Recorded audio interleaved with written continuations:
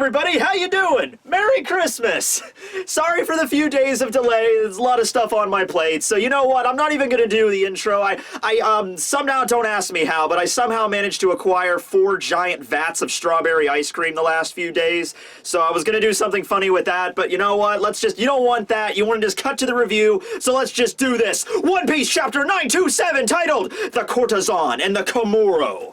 What exactly is a courtesan and a Komuro? Well, don't worry, we're gonna have a wrinkled old lady with a guitar explain it to us in this chapter, but just to kind of give you a heads up, a courtesan is a lady of the night, an escort that takes you to Pleasure Town. Population, it's a prostitute. It's a really, really high-end, holy crap, I'm gonna have to take out a second mortgage on my house prostitute, okay? And a Komuro is essentially the prostitute's assistant or apprentice, so to speak. And you can see a few implications that are taken there. So, before we get into it, though, need to talk about the cover page, okay? Every now and then, we get a cover page that needs to be canon, because these cover pages, you remember, they're just fan requests. They're just like, you know, Oda gets a request like, draw Sanji making an apple pie with a bunch of penguins, and Oda's like, okay, that sounds like fun, scribble, scribble, scribble. There you go, Sanji making an apple pie with a bunch of penguins. You know, they don't really fit into the context of the series, but no, we're putting this in the canon of the One Piece story, okay? Because the cover page is Garp, Monkey D. Garp, wrestling a dog-gam bear. Yeah, Garp, wakes up in the morning, he's like, ugh, I want some breakfast. He goes, where does Garp go for breakfast? Does he go for freaking Denny's? No, he is a real, genuine lumberjack man, damn it. He walks down to the local river, he sees some fish, and he's like, oh, those look good. Then he sees a bear grabbing some fish, and he's like, you know what, I want some bear for breakfast. Does he grab a gun or something? No, he goes down there, and he puts that freaking bear in a headlock. He's like, bring it on, bear! Boom! So yeah, Garp is eating a good hearty breakfast today, and I'm happy for him. This is canon. While all this crap is going on in Wano right now, wherever Garp is at in the world, last time we saw him, he was at Red Port, but I'm assuming he left there by now. He might be back in the East, might be on holiday, protecting the Fuchsia Village and everything from pirates or whatever. That's where he's at right now, and he's wrestling a damn bear. God bless you, Garp. Keep it going strong. All right, so we cut back over to Wano country in the flower capital. I need to get some flower petals that I can just throw up in the air every time we do, you know, flower capital, where we get a reunion. We have Frenosuke, Usopp, I forgot Usopp's name, and Orochi that are now meeting Sanji. So this is finally the first time that we've seen the Straw Hats from, you know, that have been arrived at Wano for weeks now, meeting up with the current ones that just got there. So Sanji is, of course, out in the streets preparing the soba, and he's creating a big stir. All the ladies of Wano are lining up to get a taste of his epic noodles. Hell, I would like a taste of Sanji's epic noodles. Sanji just needs to open up a place like the One Piece Tower. There needs to be like a little stand up there that's just Sanji epic noodles, and I will fly my ass to Japan just to get a taste, right? Well, because he's causing such a stir, and because, you know, Frenosuke, I'll just keep calling them by their regular names, by Frankie, Robin, and Usopp and everybody, they're out on town as well, you know, doing their duties. Frankie is the carpenter, Robin is the geisha doing her dances to whoever may pay a certain penny, and then Usopp is the toad oil salesman, which, by the way, he still has the toad. He still's got that toad on his head, and it's eating the ramen too, or the soba, so yeah, I'm waiting on that toad. That toad's gonna do something cool. You watch that damn toad, okay? Oda and Kishimoto, you know, the mangaka of Naruto, they were good friends, and they had that big tribute to each other in the last chapters and everything like that, and I guarantee you, you know, we're in the ninja country right now. On top of samurai, there's also ninja. Usopp has a damn toad on his head. You wait for it. Usopp's gonna be, like, he's gonna be attacked by a bunch of Orochi's men or something, or he's gonna be attacked by a calamity, and that toad is gonna jump off his head and it's gonna expand into a giant battle toad. Not like the video game battle toad, but like, you know, Naruto, like Gamabunta or something. Usopp's gonna jump on that damn thing, and we're gonna have a freaking epic battle for the ages. You watch. Alright. But anyway, yeah, they're all complimenting Sanji's soba, but of course all Sanji cares about is Robin's, you know. It's like, oh, that's great, I don't care about you guys. Robin, what do you think about it? And Robin's just like, yes, this is quite tasty, thank you, Sanji. It's like, yes, got it, yeah. And then Usopp is, of course, like, oh man, I'm glad I get to finally eat Sanji's cooking again. I thought you were gone forever. Of course, referring to the whole Tauntland mess. But so they're just finding out about this now. They're just like, imagine all that crap happening. Like, oh shit, Sanji got taken by Beige into Big Mom's territory? Crap. And now they're just walking down, like weeks later, they're just walking down a road in Wano and they see Sanji or Sanjuro, you know, just making like, soba, get your soba here. It's like, oh, I guess they succeeded. Awesome. That's great. That's great because Wano is so isolated. They wouldn't have gotten the newspaper. They wouldn't have seen the newspaper like Luffy's bounty, 1.5 billion, Big Mom assassination plot.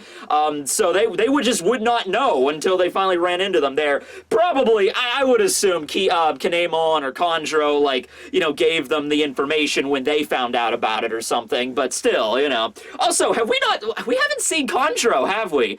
Not really. We mentioned Raizo. Raizo is going to try to save Luffy from the prison. But when it comes to just starting Wano Kuni, we have not seen Kanjuro yet. I don't believe we have. So I don't know what he's off doing. Maybe perfecting his drawing skills. Maybe he's spending this entire time just like learning really good. It's like, okay, we gotta fight against Kaido, right? I'm like, yeah, he's a dragon, right? Okay. And someone gave him like this really cool ornate drawing of like a Chinese dragon. And Kanjuro has the power to make drawings a reality, but he sucks at drawing. So he's like, so he's just studying this one epic drawing and like really carefully, he's like, okay, we're gonna draw a super epic dragon, make sure to add some extra spikes and some wings, have it breathe fire, okay, it'll breathe fire. Oh, and water, have it breathe water, okay, and lightning. It's like, okay, and antimatter. Like, okay, I'll have it draw. It's like, how do I draw antimatter? But yeah, like, I don't know what he's up to, but we'll probably see him again. I like Kanjuro.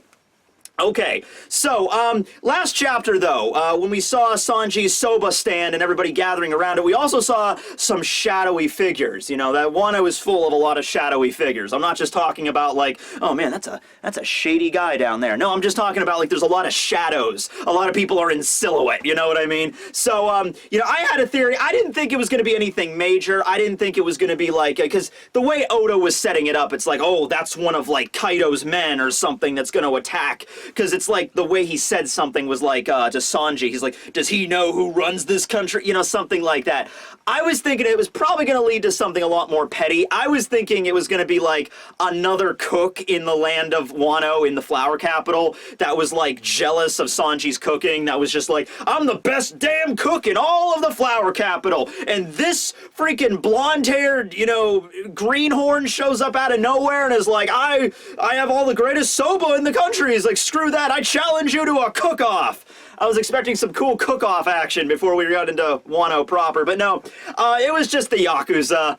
So, you know, it's fine. It's just a bunch of gang stars that are showing up. And yes, that was a JoJo reference! Did you see the Hellsing Ultimate Abridged finale? Oh god, that was so good. Anyway, yeah, so they arrive, and they're basically just like how you figure this was going to go. If you've ever seen like a gangster movie, or if you've ever seen like in any moment where the gangsters like approach the mild-mannered, you know, shop owner, and it was just like, hey there! Got a night, like they walk in and everybody immediately like, oh, let's get the hell out of here. Every patron just immediately leaves because they walk in and they start playing with everything in the store, and it's like, got a nice shop here, huh? And it is like, be a shame if something were to happen to it. That's basically what happens. Okay, so these gangsters are named Kaku, Kuni, and Suke.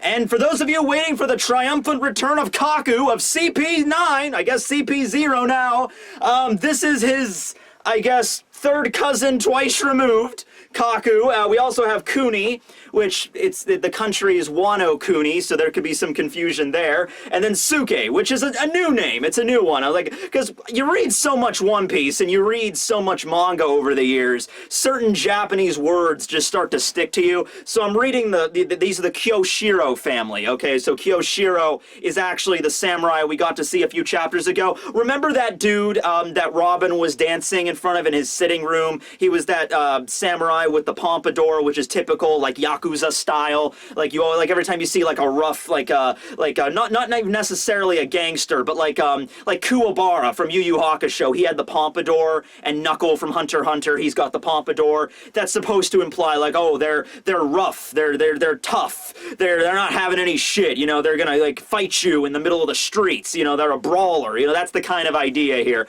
So remember that dude, Kyoshiro, he was talking about how much of a coward Orochi was, and Robin was doing her geisha dance, and she was learning about all this. So he's the head of the Yakuza. He's the head of, like, I guess when it comes to the mafia in the Flower Capital, obviously at the end of the day, Kaido and Orochi, they rule over everything. But when it comes to, like, street level enforcement, you still need to have a Yakuza. I mean, what kind of established city doesn't have a Yakuza, right? And Kyoshiro is the head of that. So these three dipshits show up.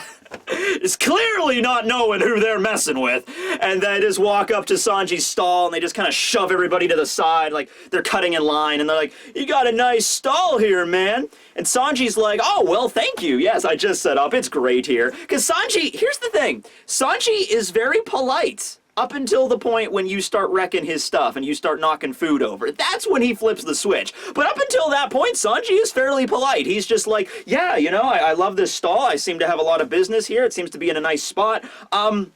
If you want some, I'd be happy to serve you, but you guys got to go up to the back. There's a line, guys. Maybe you didn't see it. There's a line there, you know. You ever have that? There's a really long line, and you don't know where it begins or ends, so you just kind of stand wandering around, and then someone's, like, just giving you the death glare, like, back that way. I'm like, okay, thank you. Didn't know. It's a very long line. But, yeah, the guys they start with the Yakuza crap, like, yeah, you'd serve us some soba. That's nice. You know, it'd be a real shame if someone were to knock over all the soba. Sanji's like, what do you mean? And he just kicks over, because it's like a giant cauldron of noodles, and he just kicks it over and just lands on the side. And a little kid in the line, she starts crying, although she starts crying it's a really weird way. She starts laughing and crying at the same time. I will try to mimic it. I am not held accountable for any sort of nightmares that may occur, okay? So let's just, all right, little kid in the line, really excited to eat some soba, like, soba, soba. Soba gets kicked over. Yeah, it's that, basically. I'm sorry. I didn't even know my mouth could make that sound. Well, we find out new things about ourselves every day, don't we?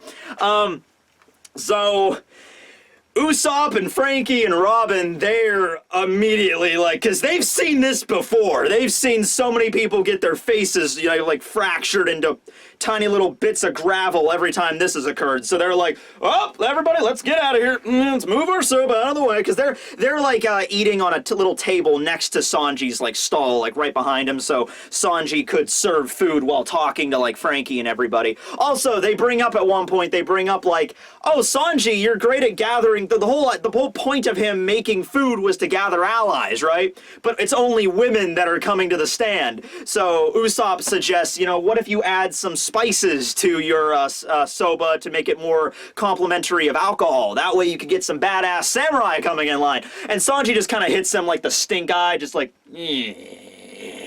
He's like, don't ruin what I have here. I have an entire line of bodacious babes and kimonos. That's apparently my thing in this arc. I don't know. You're not ruining this for me. I'm not having a bunch of sweaty guys come through here.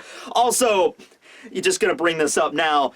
You would think that pretty much every swordsman in Wano would probably remind Sanji of Zoro in some capacity, because they all have, some of them have more than one sword, some of them might have two sword style or even more, but they all might resemble Zoro, big, huge, buff dude, you know. So does Sanji want an entire line of Zoros to eat his cooking, or does he want, you know, hot, attractive women like Robin? Of course, right? So they knock over the soba, and Sanji, there's a moment where there's like a pause. It's like, oh, well, what's Sanji gonna do? Because after all, the whole point of this operation was to maintain stealth. You don't want to gather too much attention onto you. So maybe Sanji will kind of like hold back his inherent, like, it's like, I wanna just pile drive this dude into the ground right now in the middle of broad daylight, but that might ruin the operation to take out Kaido, and we don't want that. So what I think I really should do is pound his freaking head into the ground in broad daylight, bam, and then he just,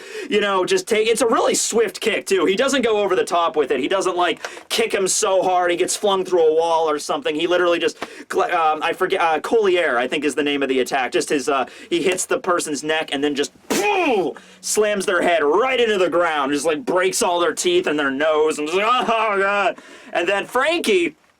You gotta love Frankie. It's been a long time since we've seen Frankie in action, and I think Frankie is aware of that, because Frankie loves a good brawl. He loves a good wrestling match, you know? And so he sees this going down. Usopp and Robin are kind of like, let's move off to the side. Frankie's like, oh, a fight, finally, super. He's just waiting for an excuse. So Frankie literally grabs a dude, one of the bigger dudes, I believe it's Kaku, grabs the biggest dude out of all of them, scales an entire building, get over here, like pulls a scorpion, runs up the side of a building and is like, Frankie, iron suplex, bam! Or is it suplex? I don't know, suplex or suplex? I like suplex, but it doesn't matter. He pulls a freaking awesome wrestling move and just pile drives that dude into the ground. Okay, so one dude is clearly, both of their heads are definitely, they have concussions. They have concussions. That of course leaves one more guy left, the Suke guy. He's kind of like a thin, lanky fellow. He's left, and he runs off, you know, terrified. So we're going to cut back to him later. He's actually going to alert Kyoshiro what's going on here. But we then see the guy that Sanji beat up. He picks up all the noodles off the ground, Sanji does, and he's like shoving them down his throat. He's like, eat it! Eat every drop you spilled! And I have no teeth! You don't need teeth to eat soba, just slurp, damn you! I think you crushed my windpipe! Okay. And so they're shoving this soba down this guy's gullet. Everybody clears out of the street at this point. The entire street is just, you know, like all the women that were hanging out there, they're gone, right? Except for one person, except for the child. So that creepy child that was kind of laughing and crying at the same time, she stayed around. Her name is Toko, and the joke with her name is if you add the O, you know, prefix to like female names in Wano, you know, like O Robbie, O Nami, you know, Toko comes out, this little girl, and she's like, add O in front of it. And Robin is like, Otoko. And Otoko in Japanese literally translates out to male or boy. But she's a girl, so that's the joke. And so she's like, but I'm not a boy, though! Ha ha ha! That's basically just Oda, because in old style, like Edo period, you would add the O in front of a female's name, alright? And so that's what Oda was doing at the beginning of this arc. But at some point, I think Oda got it into his head, like, you know what, let's have some fun with this. Let's make it a joke. And that's what Toko represents here. Now, Toko, as we find out, is a Komoro. And as I stated at the beginning of this video with the title, a Komoro is essentially the assistant or the apprentice of a high-end prostitute. So, we gotta talk about escorts in this video. Oh, I love my job sometimes. Okay, so we know how it basically works in our world, right? I don't know personally. I know some of my friends from college do, but I personally don't. I think it involves finding a street corner at some place or pulling out a Yellow Pages. I don't even know how to begin this process. But the general idea in Wano is you got geishas, which Robin is, and I always used to make that reference like, oh, Robin's gonna be invited into the Lord Orochi's sleeping quarters, and then Robin could do her feminine wiles to get some information out of him. That is actually not really accurate, because as we find out here, geishas are pretty much just the entertainment side. They do not sleep with their clients. So, you know, like Kyoshiro, the Yakuza samurai dude, he was probably like, yeah, I want some entertainment in my sitting room. Could you please send a geisha over to perform her act? And so that's what they did. And so Robin was just up there doing her dance, because there's no TV in Wano. It's an isolated country. They don't have, I guess they do have Den Den Mushi, but they don't have, like, the visual Den Den Mushi, I guess. There's really no source of entertainment, so the best source they have is, like, yes, send over a geisha, or I'm sure not everybody can afford a geisha. It depends on the type of geisha and stuff, because Robin is purported to be very good at what she does, so she probably charges a very pretty penny. Probably not as much as if if Nami was the geisha in this situation. She would be charging a lot more. But, yeah, so that's what they do. So they do not sleep with their clients. However, I would state a reason that if it was like a really high-ranking noble, or if it was Orochi, like Orochi is the shogun of the entire country.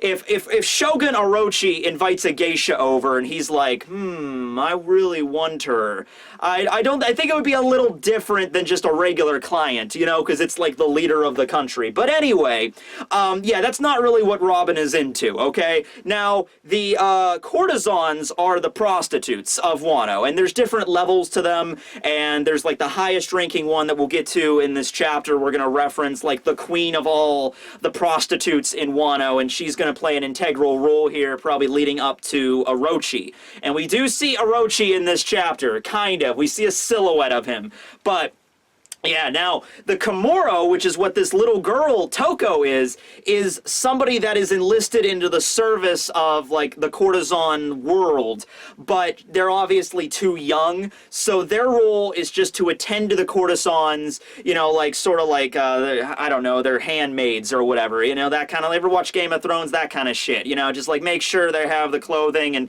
you know, like, I'm sure when they're walking down the street, maybe they'll hold up their kimono so they don't get dirty, you know, that kind of stuff. And another rule that they have, the Komuros, is to, like, learn about the trade, so eventually when they do come of age, then they can be courtesans in and of themselves. So when you find that out, it's kind of a little disturbing when you see this girl, Toko, who's, like, laughing and so cheery and such a, as Robin states, oh, Toko is such a bright, cheery little child, knowing that she's literally in the service of a prostitution ring, and that when she gets old enough, she's going to be entering into it herself. And that adds a whole new layer to this, you know, pretty dark crap if we actually start thinking about it. Like, yep, I'm just so happy to be where I'm at right now. All right, so, she really wanted some soba. Sanji, thankfully, has just a little bit left in his pot to give one bowl to Toko, free of charge. She drinks it, she slurps the noodles, and then she's like, oh, I'm late, I gotta get going. So she heads toward the courtesan procession. So, courtesan,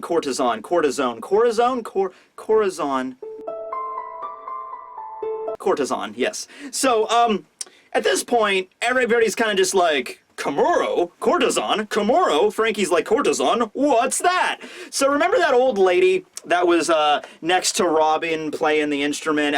People have told me what the instrument is. I forget each time. It starts with an S. It's like the Edo period variant of the banjo or the lute or whatever. Okay. Anyway, she pops in out of nowhere and she's like, basically to help the audience out, she's like, I'm so glad you asked. Bring a courtesan and a Komuro is, and then she pretty much explains the same thing I just did, that a courtesan is like the highest, like, well, they're just prostitutes, but the highest amongst them is like royalty, you know, just like, oh, this is the most highly requested, beautiful woman in all of Wano, that charges like an exorbitant rate, and even when you get to this level, you have the like clout to reject even the most, you know, high-paying clientele. So when you get to the level of this woman, and her name is Komurasaki,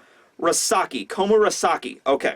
Her name is Komurasaki, and she is like the queen of escorts, okay? So even if like one of the nobles, one of the daimyos, or one of the highest, you know, revered people in all of Wano request her, like I would like Komurasaki to come to my place of residence so I may woo her and do other things, you know, she has the right, even though she is technically like a prostitute, she has the right to be like, I will not go to his house. I will not go to Lord Byron's manor this eve. I just don't feel like it, or I don't like him very much, you know, or something of that nature. And because she makes so much money and she's already so famous, she can do that and get away with it. You know, ordinarily, it's like you call and it's like, all right, well, somebody will be there soon. But she's like super high status, right? So her name's Komurasaki. Of course, as you can imagine, when they're talking about the most beautiful woman in all of Wano, Sanji's ears and Usopp say, where's this procession parade now?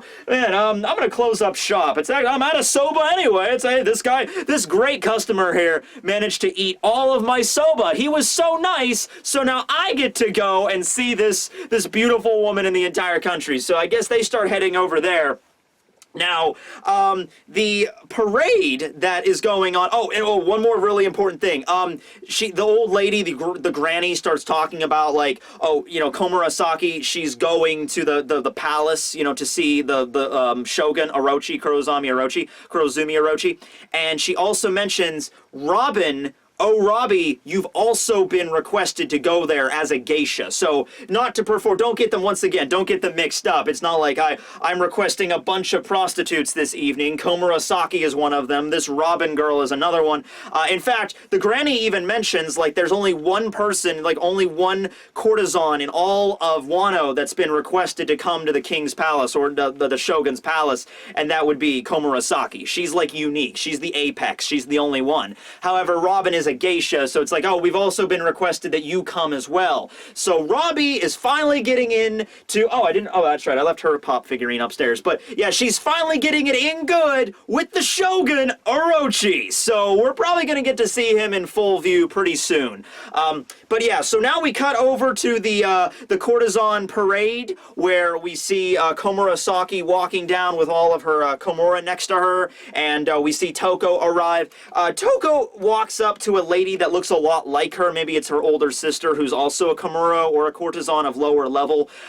Now, we don't get to see Komurasaki here. We only get to see the lower half of her face, so we get to see her lips, and she's like smirking when she sees Toko walk up, like, That's all we get to see. And she's very tall. We get to see her, like, towering over everybody else. And she's, like, it's basically the same deal, like, with Boa Hancock and Shirahoshi. Remember how Oda built them up, like, Boa Hancock is the most beautiful woman in the entire world, only rivaled by the mermaid princess herself. And was like, oh my god! But then we got to see Boa, and we got to see Shirahoshi, and now we're like, well, I guess it's all downhill from here, right? I guess we're not going to see any more drop-dead beauties in the One Piece world.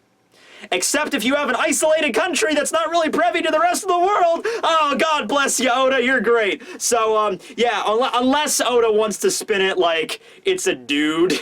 Because remember Izo? Izo was the commander of Whitebeard's crew. We just found out he is from Wano, and he's a crossdresser. He's an Okama, like Mr. 2, Bonclay. Except he cross-dresses a little different than Bonclay does, because he dresses like a female geisha, and he uses guns to fight. And people have thought, like, maybe Izo is in Wano now as a geisha, or people have thought, like, what if he is Komurasaki? So, I don't think that. I do think Izo is somewhere in Wano, but I think he's gonna be, like, he's gonna turn out to be a geisha, and when they go to the palace, Robin's gonna be doing her geisha act, and she's gonna look next to her, and she's gonna see Izo, and they're gonna be like, wait a second, you look familiar. And then it's gonna be like a thing there where Izo's actually gonna he's gonna get in the rebellion, and he's gonna help them out. I'm thinking of something like that. But Oda does a great job of really expressing how beautiful this woman is, because people are being blinded by the light, the radiance coming off her. She's like, they're blinding me, my eyes, but I can't look away. And there's other people, they're like, we need 20 stretchers down here. There's 20 men that are serious blood loss. They're bleeding out of their nose profusely. Oh, God, get the stretchers down here. We're gonna lose them in 5 minutes. So thank God Sanji was not present, because we see what happens when he saw Boa Hancock. He got turned to stone without even getting hit by her powers. Shirahoshi, same thing. She's like, truly, goddesses do exist. And he just freezes. So you can imagine what would happen with Sanji here, right? Yeah, so the beauty of this woman is definitely expressed, indirectly through this chapter, okay? So, last scene of the chapter, 2 scenes, actually, very briefly, only like 1 panel for each. We cut over to Kyoshiro's estate, which is located in a place called Sakyo. So it's the flower capital, Sakyo. So remember how, like, Bakura Town was like a certain district in the capital? Sakyo is probably a different, district, okay? This is where Kyoshiro, the samurai that's the head of the Yakuza, the Pompadour, that's where this guy is staying. And so we see him in his, like, drawing room or whatever, and he's getting fitted. There's women around him getting him dressed, putting on a fancy kimono, and he's like, I've also been called to the palace, I have to go there, but also the guy arrives, Suke, the one guy that got away from the street brawl. He's like, oh man, we tried to rough up this Soba guy, boss, but he turned out to be way stronger, and this carpenter came out of nowhere, and he suplexed our friend, and I think Kaku is dead, he's just like, and Kyoshiro really doesn't care. Kyoshiro is just kind of like, I don't have time to deal with this right now. Call Queen. Tell him to get some assassins down here, and Suke's like, oh, we can't do that, though. That'll cause such a ruckus. And he's just like, yeah, it probably will, but I'm busy. I gotta go to the palace. I don't have time to deal with this crap. This is small change right here. So, Kyoshiro, he's not gonna let Sanji off without him. He's the Yakuza. He can't just let people rough up his men and be like, whatever, who cares? So, but he's, like, really busy right now, so he's like, okay. So, Queen, of course, is working in tandem with, they're, like, the, Beast Pirates and the Shogun and the Samurai, they're all kind of like working together, sort of. So he's requesting that like Queen send some of his assassins to come and beat the shit out of Sanji. So they're gonna do that now. And he's like, oh, well, that's gonna be a lot more rough than what we would have done, but we're gonna get to see this going down. So we're gonna see maybe some headliners that work directly under Queen, something like that. There's also been a lot of theories because the way Queen was talking about torturing Kid and everything, that Queen might be actually the head of the prison where Luffy and Kid are being held. So we'll see with that. And also Queen was tinkering with what looked like Kid's arm. So yeah, Queen is probably going to play more of a role into this first before King does. We're just going up the ladder, we're going to like push King off to the side for right now. We'll see what he can do later, but for right now it seems like we're focusing on Queen a lot. So we'll see where that goes. Okay. So, with that being said, we now cut to the last scene of the chapter where we cut into the flower capital in the palace itself.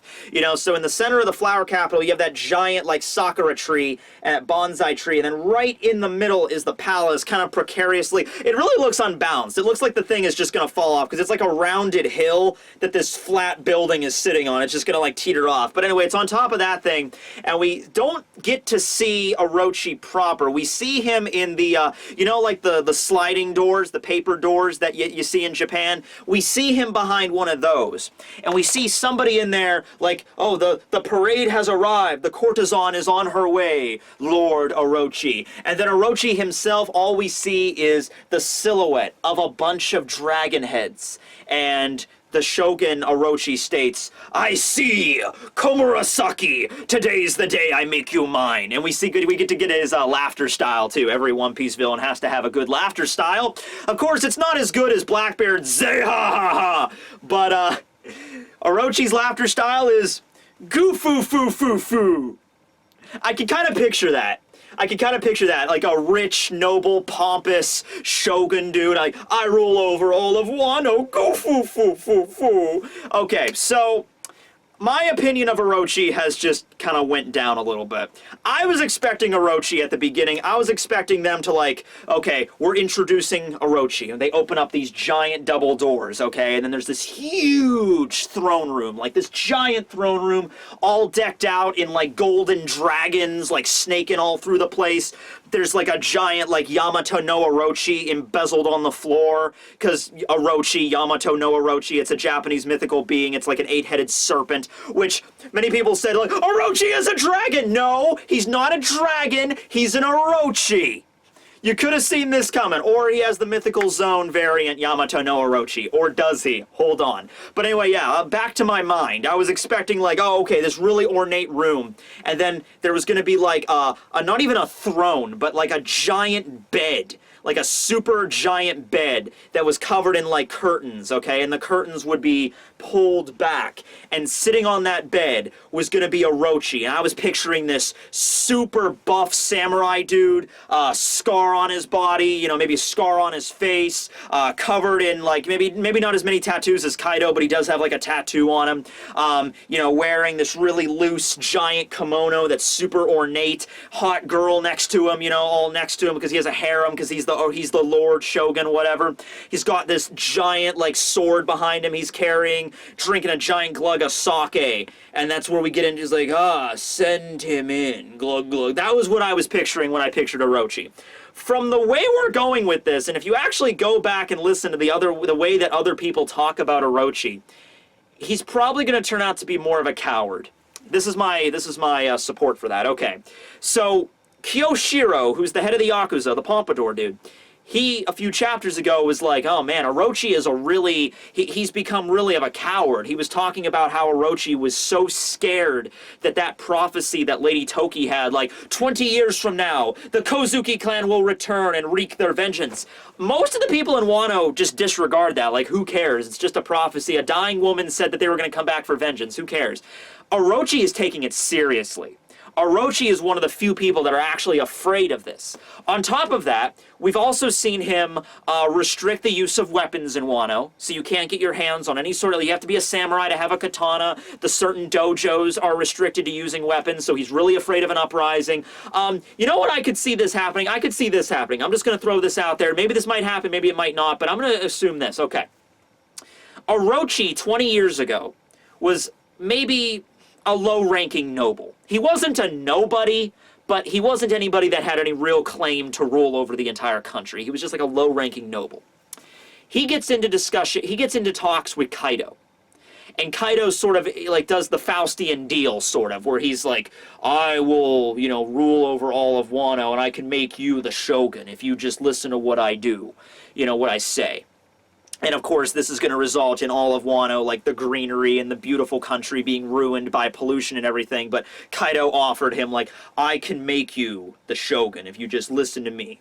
And maybe Orochi was one of the ones that, like, double-crossed the country 20 years ago. Maybe he let, like, oh yes, say he let Kaido's weapons in, or he smuggled them into port or whatever. He got Kaido's, like, a Trojan horse sort of thing, where he got the beast pirates into the port, and then when the uprising was time, they burst out and they started raiding and attacking everybody, and it was because of Orochi. And then during the night 20 years ago when the Kozuki clan was getting wiped out, that's when Orochi rose to power, and he's like, I am now the Shogun Orochi!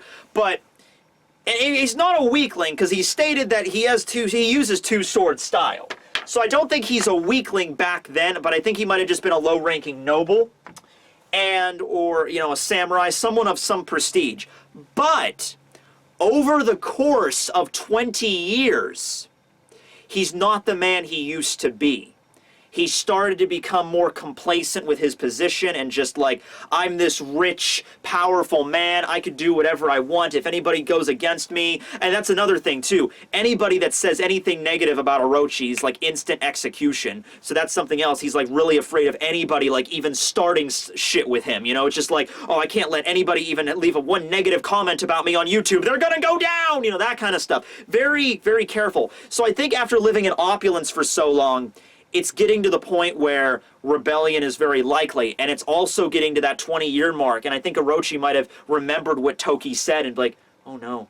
No, I can't lose all of this. I can't lose all of this. It was ill-gotten to begin with. I'm not losing it now. Anybody that talks negative about Kaido, get your men to be out there on the streets. Anybody that says anything negative about me, immediate. Take away all the swords. Take away all the shields and the swords and the weapons from the dojos. Protect me. Put me in this giant castle. I am not losing my position, damn it! You know, that kind of shit. So I think he's really starting to get with that. And those heads that we see through the window, it could be a mythical zone, but they could also be facades.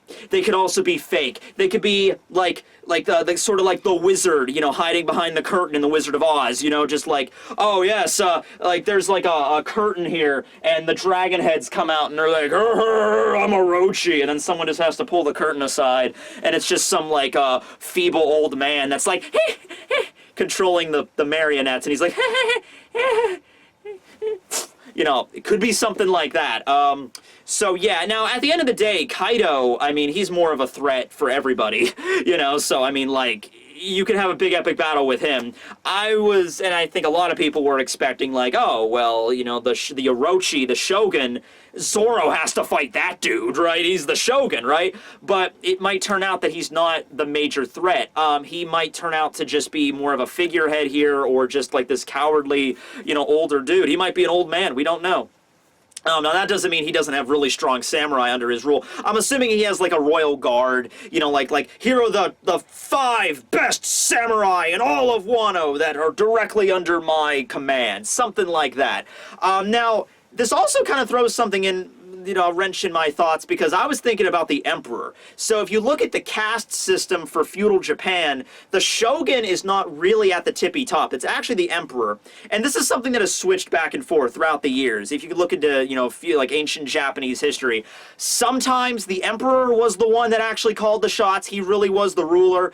Other times it was the Shogun that was the ruler and the Emperor was more of a figurehead. I was under the assumption that we were going to do that with Wano, that there was going to be an Emperor, but the Emperor was going to be the frail old man or maybe a child or somebody that can't really rule, and the Shogun was really the one that had him under his thumb or anything. So far, we have not heard hide nor hair of a Emperor. We don't know if an Emperor exists. I would assume they would, because we have all the other classes. We have daimyo, shogun, samurai, ronin, peasants. Haven't seen any merchants, but we haven't seen any Emperor yet. So I think if Oda's going to keep the system, why exclude the Emperor? But in this chapter, I don't know. It's really starting to make me think that the Shogun might be the weak one that's kind of pretending to have a lot of power. So I don't know if the Emperor is ever going to be referenced, or if Oda even has an idea to even include an Emperor class in the story. But either way, I mean, other options, I might be entirely wrong. Orochi might be this really ridiculously badass samurai like I originally intended, and that dragon might not be a facade. The lizards or the snakeheads really might be the mythical zone model Yamato no Orochi, in which case, all we need... Oh, here's all that needs to happen. Let me tell you right now exactly how this is going to happen. If you know anything about Japanese mythology, or if you've watched Naruto, you know who kills the Yamato no Orochi? You know who slays the eight-headed serpent? If you've seen Naruto, you know exactly, don't think about it too hard. Don't think about it too hard. Itachi? No, what does Itachi use to kill? Oh, the Susanoo! Yes, Susanoo is the storm god, the storm god that slays, the Yamato no Orochi. Okay, so all Zoro needs to do here, all he needs to do is just walk up to Orochi and have a new badass 3-sword style, or he does 9-sword style, like Kyutoryu Ashura Susanoo, and he does this awesome move, and you see the image of Susanoo, the god, behind him as he cuts down Orochi. If that's the way it's gonna go, Oda, that's the way it's gonna go. That would be epic as shit if that's how you're really gonna do it. If you're really gonna set up Orochi as a guy that fights, then do it that way. I mean, that's how it has to end. But, yeah. Anyway, I hope you guys enjoyed this video. Sorry for the delay once again. It's been a busy couple of days.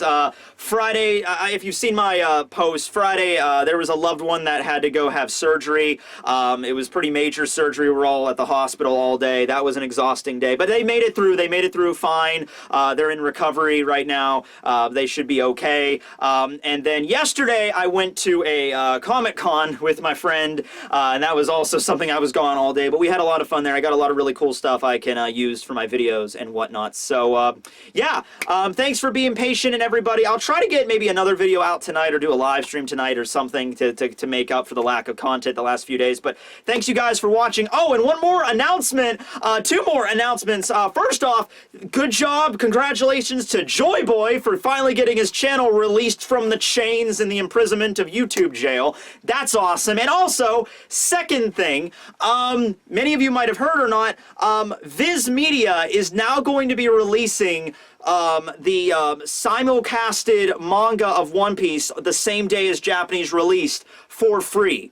So that means whenever the chapters are released in Japan, we're going to get free chapters of One Piece, not just One Piece, but I'm assuming all the shonen releases, the same day for free on Viz.com, the official releases. So, that's awesome. That's cool. Now, I would like to say that, oh, since it's free now, I should be able to use panels to my heart's content.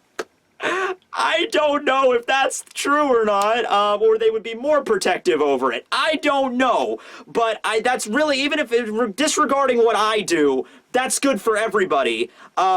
because now we could just go directly to the official translation every week.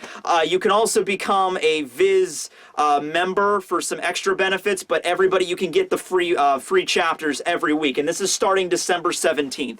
Now, there is no One Piece chapter next week, or this week coming up here, I should say. They're on break, of course. But yeah, the week after that is going to be the double issue for New Year's, so it's going to go no One Piece, and then no One Piece again because of the double issue, because of the New Year's. There's always a break there. So we're only going to get one more chapter of One Piece for the rest of 2018, which that kind of sucks. But at the same time, you know, I'm sure Oda will end out on a very high note to end out the year in Wano. It's been a lot of fun. A lot of stuff going on. Thanks for watching, everybody, and Tekking signing out. Gonna get me some soba.